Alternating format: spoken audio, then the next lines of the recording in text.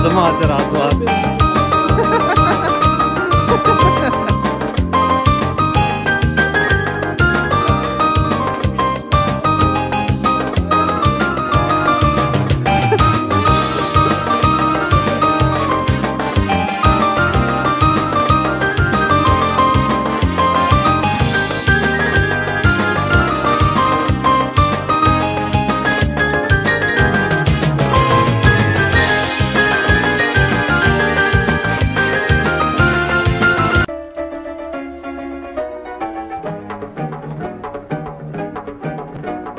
Mehribanlık saadettir, mehribanlık saadettir, saadeti yaşadalım.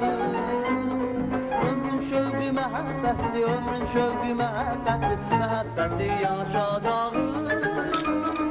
Ömrün şövqü məhəbbətdir, ömrün şövqü məhəbbətdir, məhəbbəti yaşadalım.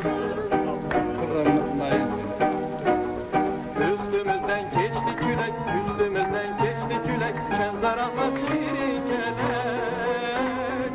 Biz mehriban ailəyik, biz mehriban. Varizəm demə qağa, əyildim, döndüm yumağa, mən qəddimi bu torpağa, əyə yaşayıram. Arzu edirəm ki, qəddiniz həmişə torpağa əyilsin, amma heç kimin qarşısında əyilməsin. Sağ ol.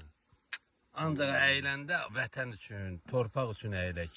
Qalan heç kimin qarşısında əyilməyək. Sağ ol. Sağ olun. Allah razı olsun. Sağ ol. Sağ ol. Çok sağ ol.